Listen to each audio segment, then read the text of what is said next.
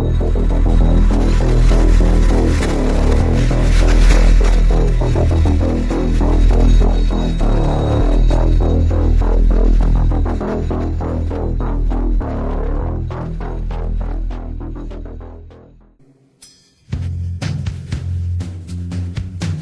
name is Nasime Saps. David Icke's new TV station, or whatever it is, the holographic one, you know what one I'm saying, has moved to Wembley. Yes, right near me. Yeah, so it's easy for me to just pop up there and pop back. It's no problem at all. That's really handy. He's moved from line of sight, which I've seen on a YouTube video. He's moved into this building here, which is a triangle shape. Yeah, it's a very nice building, and there's a company in there called Pilot Media. Wasn't Pilot the guy who sent Jesus to his death, even though he found him not guilty of committing any crime? Anyway, that's where he's moved to. And if I just scroll that out, you'll see that Wembley Arena is just there.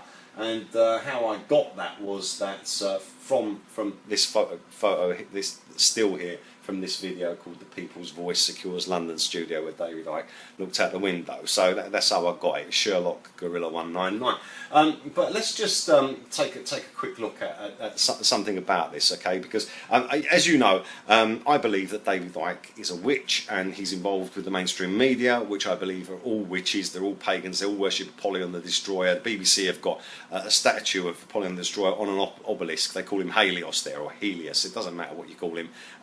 Alexander the Great had many names, and they were Apollyon, Abaddon, Helios, Helios, Io, Io, Leo, loads of different names, the king with many names, and that is the king of the pagans. So, and he has already said that he is Jesus Christ, and then he said that Jesus Christ and Apollyon are the same person. So basically David Icke has said that he is Apollyon the Destroyer, or he has the spirit of Apollyon the Destroyer, and Apollyon the Destroyer is the Antichrist, so he has the spirit of Antichrist. Yeah, by his own words, not mine. Anyway, let's just take a look here at what his intentions are. Where should we start? This bit here, where he's speaking to this guy Sean inside this great big office, which he doesn't. I don't understand how he's going to do all this with £300,000, because the amount of people who's got involved in this, from what he's saying and the fixing up and that needs, is you know, it'd be like a month's wages when the £300,000 wouldn't cover it. Maybe it's because it's all holographic, yeah, or perhaps he's getting a lot of help from the actual mainstream media. And there is a media company in the building that he's moved into. Anyway, this guy here is called Sean, and let's see what David Icke and Sean do here. Cheers, Sean. Yeah, cheers. You've stood there too long. Hey. Yeah, he certainly has stood there too long. Did you see what I saw? No. Let's just give you a larger one here. Let's just make this big. There you go. Look at that handshake. That's the one where you press between the knuckles here, like that. Do you remember when I busted Bill and Kerry from Project Camelot for giving exactly that same handshake to David Icke? What happened to them after that? They seem to have vanished. Yeah, I mean, I did actually get one mail back from Kerry, so it seems. Might have been a troll, but it was from their channel, and it said no, blah blah blah, and I said, well, I challenge you to debate, and nothing came back about it. Okay, so there it is, the same handshake there, given to David Icke. So Bill from Project Camelot gave David Icke that exact same handshake. Kerry from Project Camelot gave David Icke that exact same handshake, and now we've got Sean of the whatever he is giving David Icke that same handshake. So this seems to be that's three different people now that I've found giving that handshake to David Icke, and him receiving that handshake. So it seems that he has the higher rank because he is receiving that handshake, with the thumb there. Okay. So what about the intentions of this this people's voice thing here? There's a video here called "The Deception of the Holographic Illusion" by David Icke, and in this it appears that David Icke has made a Freudian slip. You can view this video yourselves on YouTube, "The Deception of the Holographic Illusion," and you can see whether or not I'm taking out of context what David Icke says here. Listen to what he says. Is a reality that we decode from frequency fields into apparently a physical world, but it's just a holographic illusion. And therefore, if you know that that's what we're doing. Therefore, if you know that's what we are doing, that's what he said. Let's move on. And the population have no idea that that's what they're doing. And the population have no idea that's what they're doing. Okay, so that's what we're doing, that's what they're doing. It seems like a correction to me. And the last bit of what he says. You are suddenly in an extraordinarily powerful place to manipulate how we perceive reality en masse. Right, so you're in a particularly powerful place to manipulate how people perceive reality en masse, and David Icke is preaching to people that they don't exist. You don't exist, I don't exist, you're not watching this video, it's not really here, you're perceiving it, but to perceive it you would need a brain, and of course if you're brainless then of course you wouldn't be able to work that out for yourself, would you? So let's just go back to this here and finish off here with this handshake, and I will just say that on that basis I rest my case, and I will be doing some further reporting on David Icke's new holographic people's voice, which doesn't exist, where people are sending him non-existent money, and he's managing to do all of this with £300,000 and in a triangular building with a media company in it, and he's saying also in this video that he's going to give an alternative to the mainstream media, but everyone in this seems to be involved in the mainstream media. Oh well, anyway, I'm sure you've got better things to do, and so have I. I hope you enjoyed the video, and I hope you enjoy this handshake here, and I'm sure that Bill and Kerry from Project Camelot will remember very well the day when I caught them giving that same handshake to David Icke, and Sean here has just joined the club. See you later.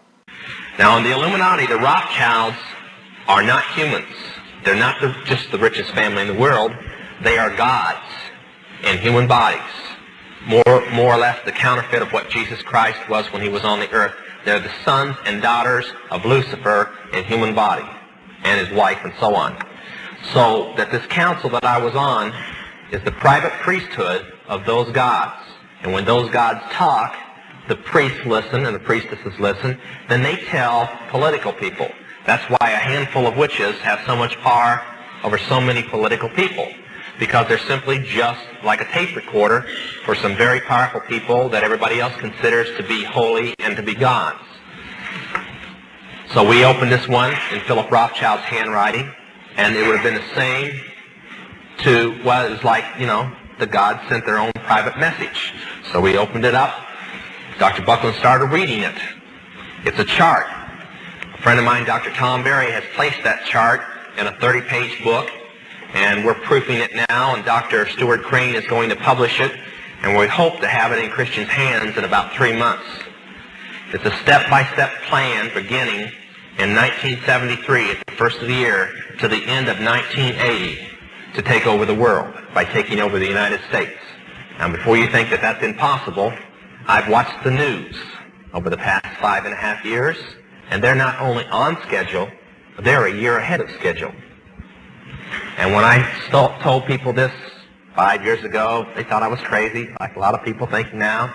When I told them that we were supposedly not going to have any fuel, although we were going to have it, and that the gasoline prices were going to go sky high, I even told them a crazy story that the farmers were going to go on strike and the coal mines were going to close down. Now, I wonder where I could have gotten a crazy idea like that. And I was saying it 5 years ago. Only when I went on the East Coast this time, nobody was laughing because they were getting cut back on electricity, and people were only working 20 hours a week because there wasn't any coal. So after reading this, I thought, these people are really crazy, you know, crazier and crazier. But I stopped laughing when I read the 6th letter. It was in Philip Rothschild's handwriting too. Now before I tell you what's in it, I want to say something. The Mormon doctrine and the witchcraft doctrine are almost identical in how the world began. According to the witches, Lucifer chose his son and his daughter, which were married, to come to the world and lead the rest of his little kids down here. Believe it or not, they're supposed to have landed in a flying saucer. And they landed here, and man was just more or less assuming their shape from apes, and they intermarried with man, and that's how, well, the original people were the witches that arrived, and their children became the witches, and the ones that they didn't marry with are the mortals. If you remember Bewitched, you remember the doctrine of witches and mortals. Now that may seem a little crazy to you, but they firmly believe it. And that Adam, who had the ability to turn back into other lives again, like everybody else did not. Because when the evilness of man settled into the garden, and that's why the garden was bad, there's no original sin according to witches. And Lucifer had planned to come and live on this world along with his children, but he couldn't because of all the evilness of man. And when they say that, I almost feel like they want to write Christians sometimes, the way the doctrine goes. But Adam would come back to bring peace to the world and to unpollute it so his father could come back. Now that's their doctrine. And when the sixth letter said, we have found Adam to be in the world, and he is ready to make peace so that his father can return. I knew enough about revelations in the Christian Bible to say, hey, I'm in the wrong camp. In fact, he's the man who first created Christian witchcraft. His name was Dr. Raymond Buckland, head of the anthropology department, Columbia University. At that time, he isn't now. Graduate of Oxford University, Rhodes Scholar, handpicked by the Rothschilds to lead the Illuminati for him.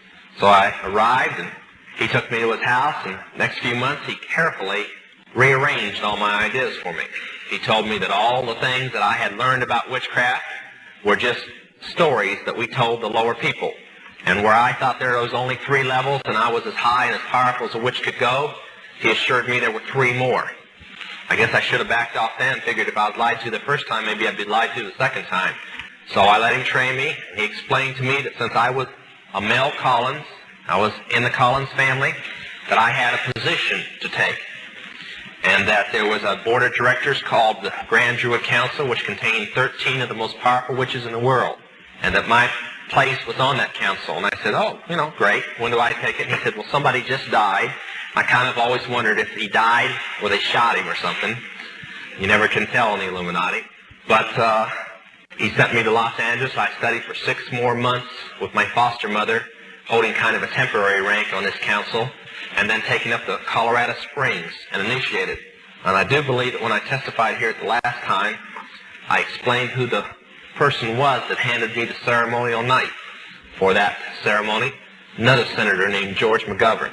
You might, before the night gets over, start to realize that Washington isn't bad as you thought it was. It's worse. But the ceremony, by the way, was human sacrifice. And the leader of that ceremony that night was George McGovern. That's why when we did the broken cross, we drew his picture into the broken cross as a person practicing human sacrifice. But after the ceremony, I went down to San Antonio and decided that would be the perfect place. And I moved into San Antonio to watch all the drug traffic in the area, and I was given a 13-state area. That totaled out to about 65,000 initiated witches and wizards, priests and priestesses. Now that's just the staff of the church. That's not the congregation. So if there's that many ministers in that area, you can imagine what the population is. In California, whereas most of the Grand Druids have many states like I did, I had 13, California has a Grand Druid all to itself because there's that many witches in California. In fact, it's the most populated area in the world for witchcraft. Now, in the Illuminati, the Rothschilds are not humans. They're not just the richest family in the world. They are gods in human bodies. More or less the counterfeit of what Jesus Christ was when he was on the earth. They're the sons and daughters of Lucifer in human body, and his wife, and so on. So that this council that I was on is the private priesthood of those gods. And when those gods talk, the priests listen and the priestesses listen. Then they tell political people. So we opened this one in Philip Rothschild's handwriting, and it would have been the same to, well, it was like, the gods sent their own private message. So we opened it up. Dr. Buckland started reading it. It's a chart. A friend of mine, Dr. Tom Berry, has placed that chart in a 30-page book, and we're proofing it now, and Dr. Stuart Crane is going to publish it, and we hope to have it in Christians' hands in about 3 months. It's a step-by-step plan beginning in 1973 at the first of the year to the end of 1980 to take over the world.